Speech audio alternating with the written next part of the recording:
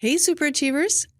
This episode is part of a very special series I have curated for you. Your level of emotional intelligence is one of the most significant contributors to your success in life, however you choose to define success for you. In my emotional intelligence workshops, I use the EQI 2.0 model to help professionals and leaders assess how they are doing in self-perception, self-expression, interpersonal relationships, decision-making, and stress management, the main areas of the model. The model contains 15 competencies grouped into each of the areas I just mentioned. You can learn more about the model at mhs.com. So what is so special about this series? Each episode is a deep dive into a competency from the model with an expert who provides you with strategies for improving your emotional intelligence. In this episode, Bryan Price tells us about SelfRegard and how to gain more confidence. Bryan is director of the Buccino Leadership Institute at Seton Hall and founder of Top Mental Game, a company that helps high school and college athletes, coaches, and teams to help them perform at their best when it matters the most. Welcome, Bryan. Thank you for joining us today. Thanks, Christina. Glad to be here. Well, I love this topic, self-regard, but before we jump into it, please share a little bit about your background with our listeners. Yeah, sure. So my name is Bryan Price. I was born and raised along the Jersey Shore. Hopefully you don't look at the TV show and judge me based off of that. So I went to West Point for my undergraduate, played baseball there as well. And then I served for 20 years in the Army as initially as an aviation officer. So I flew the Army's premier attack helicopter, the Apache Longbow, had operational experiences in Iraq and Afghanistan. And then the Army sent me about the midway point of that 20-year career to Stanford University to get a PhD in political science. And then I spent the latter half of my military career teaching at West Point and running a place called the Combating Terrorism Center. Retired from the Army in 2018 and started working at Seton Hall University, where I run the Buccino Leadership Institute. And then also in 2019, I started my own side business called Top Mental Game, where I work with business leaders and elite athletes on how to perform at their best when it matters the most. So happy to be here. Well, yeah, I want to learn more about that coming up. And first, thank you for your service. Thank you. And thank you for your service in law enforcement. Oh, thanks. So self-regard, what is it, first of all, and why is it important that we have it? Sure. So when I saw that you were doing this series, this was the one component that I was most attracted to. Obviously, we all have our favorites when it comes to the components and the competencies in the EQI 2.0. But this one struck a chord with me, not only because I feel like I've had struggles with it throughout my career, but also because I told you I run that Leadership Institute at Seton Hall. We administer the EQI 2.0 to all of our leadership students. And the one very interesting thing to me was when we've administered it, we've done a group report which aggregates all of their assessments, and it comes up with the lowest three, the high three and the lowest three. And the lowest three, self-regard has popped up every single year. And I think this is important and telling because if I have an opportunity at Seton Hall to work with some of the university's best and brightest students. And if they are struggling with self-regard issues in their emotional intelligence, I wonder what the rest of the general population is suffering. So to me, it's super important. Now, EQI, I'm going to stick with their definition of self-regard, and they call it the ability and the tendency for us in full light of both of our positive and negative qualities to both like and have confidence in ourselves. Warts and all. So, yeah. And to me, it's like this is the cornerstone or the foundation for success in whatever field you're going to go into. Oh, huge. Yeah. And it's low self-regard, imposter syndrome, all that kind of stuff is a big issue. And you would think like some of the people that you're like, oh, there's no way that person has low self-regard. And then they come back with that assessment. It's like, oh, wow. Yeah, So it's interesting. what is that about? Yeah. So just to dogtail or to dogpile on that comment, as a leadership coach, I've been really shocked at the number of, from the outset, high performing individuals that you think have it all put together and Yeah. have unbelievable resumes. But when you start coaching them and you look at their EQI and you start peeling back the onion, that this is a problem for a lot of people. And it's interesting, just because you have low self-regard doesn't mean that you can be a high performer. You just mentioned imposter syndrome, which affects about 70% of the population and disproportionately affects people that are high achievers. So, one of the questions that comes up is like, okay, how does this show up for people and why is this bad for them in terms of their professions? And so there's a couple things here. One is, I think probably the most damaging is low self-regard can often lead to a lack of action or inaction. Mm-hmm. So these individuals have a lot of self-doubt, can be extremely self-critical of themselves, and that translates into lower self-esteem. And then, again, kind of weaving in the imposter syndrome here, that leads you not to take advantage of opportunities that you might have otherwise if you had higher self-regard. And so to me, this is like if corporate America is looking for, in my opinion, the one piece that is responsible for not maximizing our productivity or our potential, to me, it's in this area for sure. Yeah. So what does this show up as, like for the normal person in the work environment? How could you be able to tell if you or someone else has low self-regard? Sure. So I think it can manifest itself in, again, going back to the inaction component. So if there is an opportunity for a promotion in your office, you kind of tell yourself, well, that's for other people. I would never be able to get that, so you don't do anything. Mm-hmm. Second, it also can manifest itself in self-talk. And I think this is, if you're attuned to it, you can actually hear people when they disrespect themselves out loud. And I'm not talking about, folks that have natural self-deprecating humor, like such as myself. Yeah. But you'll hear it in their self-talk and how they speak to themselves and how they think about themselves. And so I think those are kind of two ways where you really kind of see it bubble up. Oh, huge. Yeah. And not oftentimes we're not talking out loud about ourselves, but I have noticed that on the tennis court. Like I'll hear, like my opponent will be like, why'd you do that? That was so stupid. And I'll be like, hey, come on, girl, you got this. Or with me. Right. So I just brought that up for me. 100%. That's actually, one of the, so if how it manifests itself in negative self-talk is how it shows up, I think being self-aware and conscious of your self-talk is actually one of the antidotes to it. Yeah. And I think sometimes this gets a bad rap, when first off, I talk about self-talk all the time with my athletes when it pertains to the mental game and with my leaders. And so, I think there's this misconception that you have to always be positive and walk around with rainbows and unicorns and lollipops. And I don't think that is like either, most of us can't do that, right? Yeah. And it's not in our DNA to walk around and be that positive. Mm-hmm. I wish I was. Or delusional. Yeah. Yeah. Either or. Both, right? And so I think, one of the kind of recipes for how to solve and improve your self-regard rather, is to be conscious of what you're saying to yourself. And when you recognize that you're going negative, we have a reset ritual that I use with my athletes in terms of like, okay, stop it, recognize it, and then let's move forward. The metaphor for it is if you're driving a car, right? And low self-regard, bad self-talk would be you driving in reverse. This is for the audience that knows how to drive stick, by the way. Uh-huh. And so in order to go first, you kind of have to, you can't just throw it in from reverse into first. You got to kind of come to neutral first. And let's go to neutral and then go forward. So I think just being self-aware of when you're going negative in your self-talk can be a good antidote for improving your self-regard. Yeah. And I have some other ones too. Oh, sure. Let's do it. All right. So I was really excited about these. That was one of five. I am too. Let's go. These are kind of quick hitting 4 ones that I think are easy for everybody to do no matter where you're out there.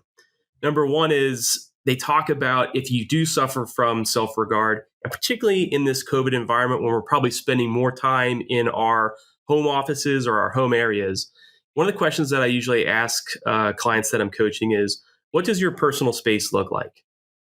And if you do score lower on the self-regard and you want to improve it, well, then you want to populate your space and decorate your space with things that are going to remind you of your self-worth, that reminds you of past accomplishments. And some people, that's off-putting, right? So they might say to themselves, well, I don't want to peacock, or I don't want to look like super arrogant in populating my office with that.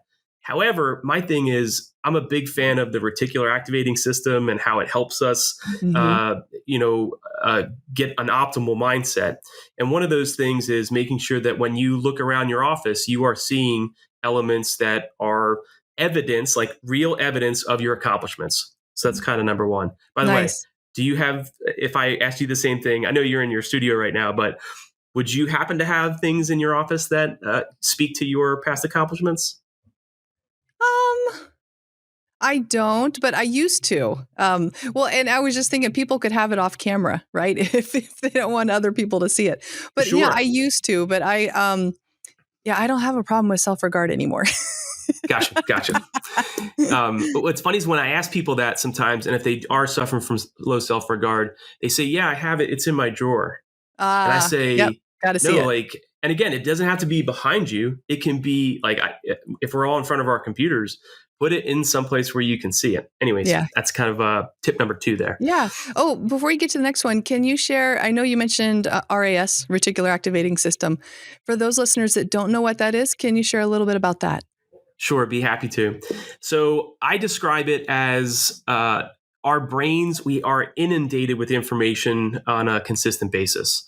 And so our brains, in order to kind of deal with that inefficiency and to make it more efficient, is to have what I call the bodyguards at the gates. Oh. And so our reticular activating system acts as like a bodyguard that only allows critical information, or what you deem to be critical, into your head, so that that's what you're going to be on the lookout for. A common example that usually people use is like in caveman times, when the caveman walks out of the cave, he has trained his reticular activating system to be on the lookout for a saber-toothed tiger.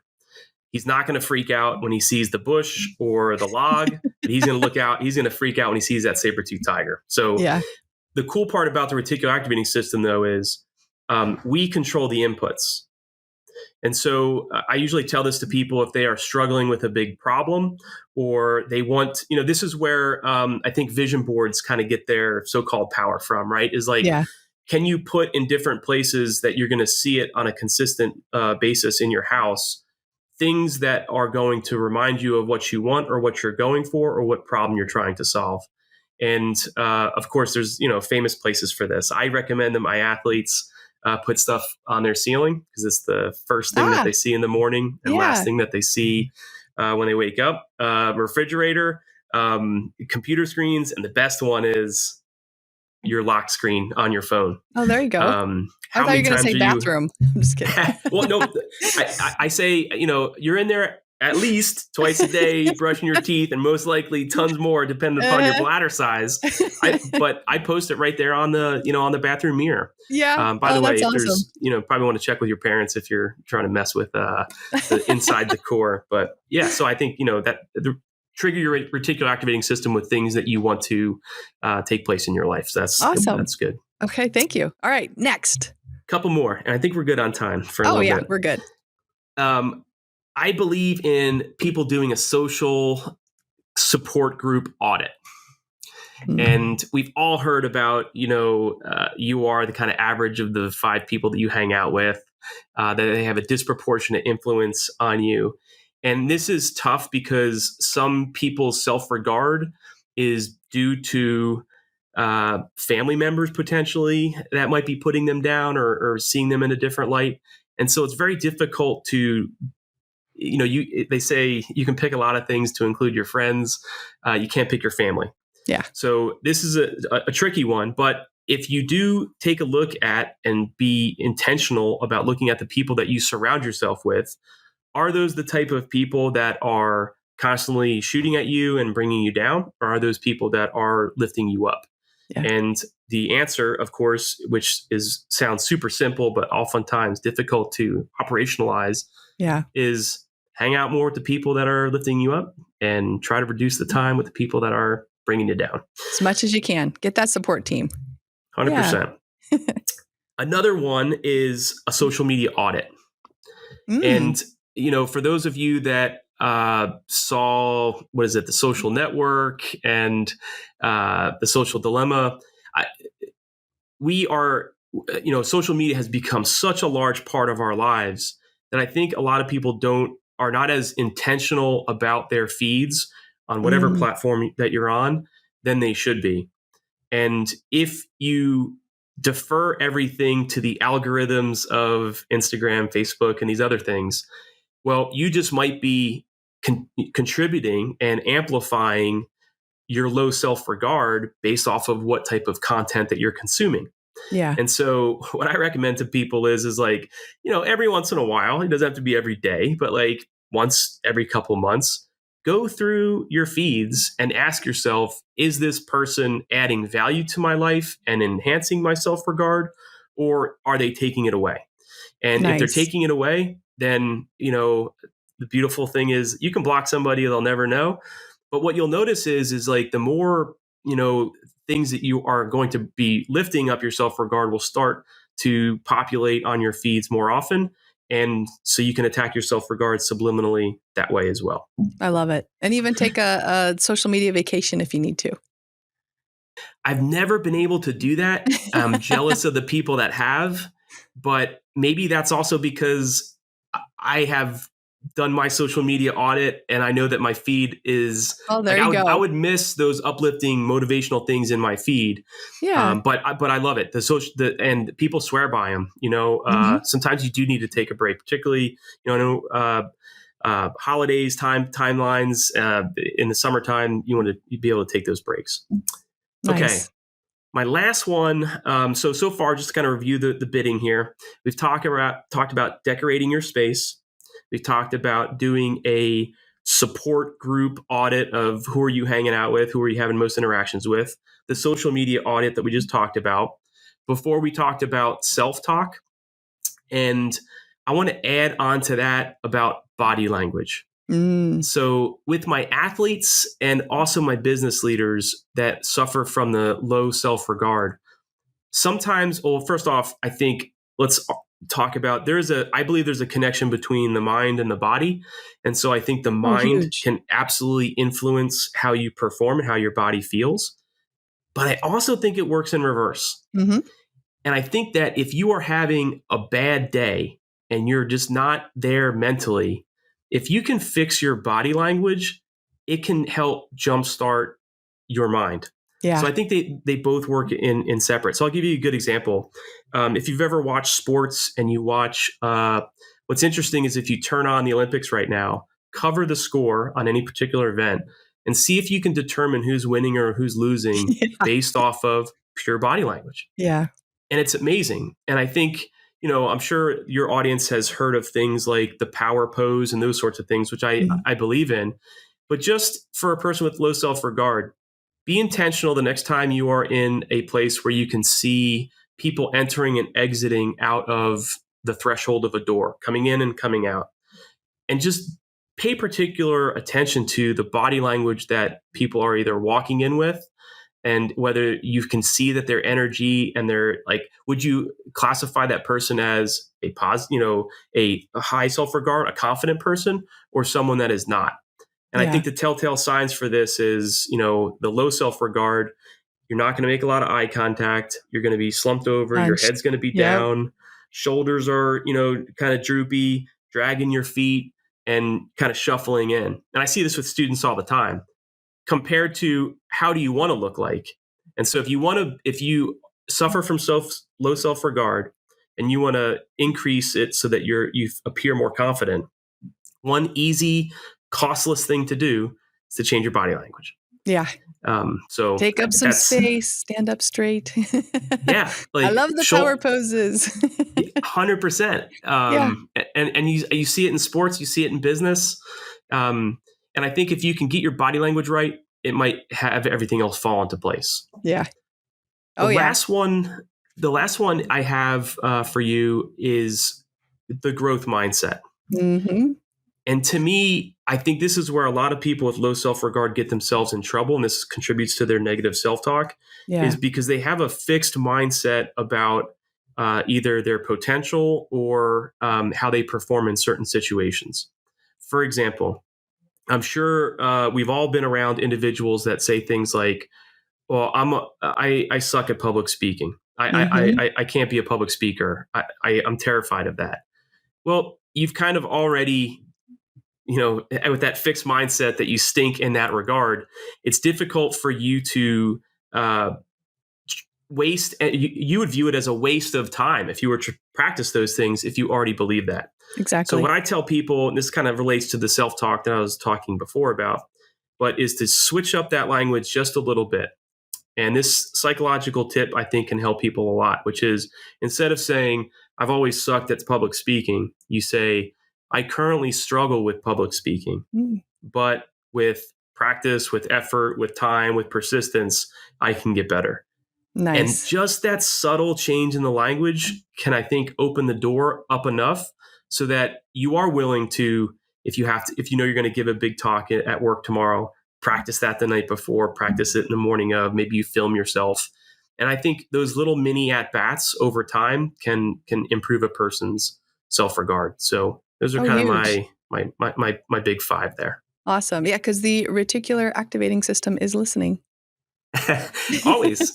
Yep. It says, okay, you suck. Okay, you suck. Let's find some evidence for that, right? And it wants to find that evidence, Christina, to support, like that's where cognitive dissonance comes from. Yep. When we have a belief, we are constantly going to search out evidence to support that belief. So if you think you stink at something, then you're going to be replaying all those times that you've fumbled with your words in the past. Maybe critical things that other people have said. And so you are comfortable with that. Yeah. And that can be a catastrophic cycle that people find it difficult to get out of. That's right. We got to break that cycle with that growth mindset. Love it. Now, just a quick turn on, so low self-regard. Now, we can overuse our strengths, right? And they become weaknesses. Sure. Is there suggestions for how to figure out if you're being cocky or confident? So this is obviously, I would argue, probably the extreme minority of folks. Yeah. And I think there's probably a self-selection process that goes into this, because if you're taking the emotional intelligence assessment, chances are you probably are already self-selecting, or you've been voluntold, as we like to say in the Army, in order to take this assessment in order to build you up or seek out some type of coaching. Mm-hmm. And oftentimes the people that are going to be pegged out on the high side of self-regard are going to be less likely to take advantage of those opportunities. At least that's been my experience. Yeah, same here. However, I think this is where we all have blind spots. And this is certainly one of those places that can be a blind spot. So my recommendation on the high side is find people that you trust that either, I think it's difficult for mentors to see this, but I do believe that if you create some feedback loops and mechanisms inside of your business, that you can use people's feedback to identify if you are being pegged out on the high self-regard side. Nice. Feedback. Yeah. The second one there, in terms of the people that are on the high side, is like when you take these assessments, I think one of the areas where on the high side that comes out, you don't recognize it.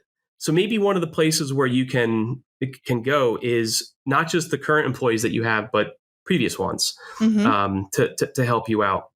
And then I would be interested, particularly in the EQI, is to see what is the relationship between the high self-regard and somebody's empathy scores. Yes. And if you're on the high side, maybe one of the things that you should always ask yourself first is, what is best for the group, as opposed to, making myself look good in that situation.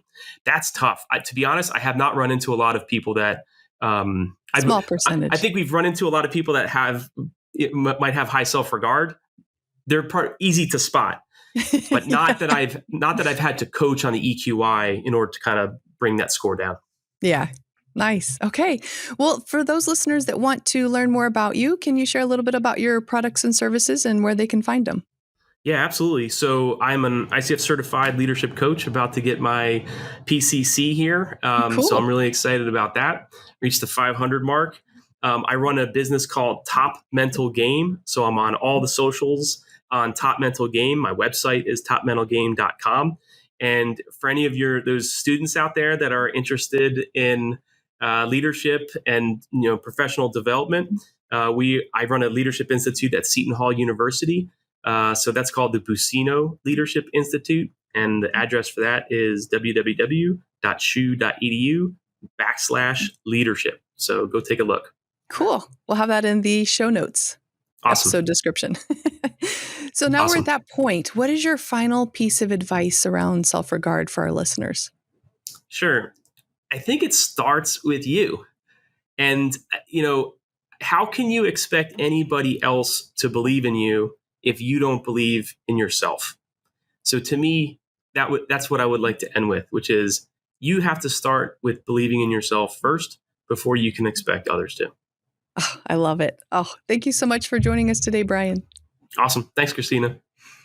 To learn more about Bryan, visit his website at topmentalgame.com.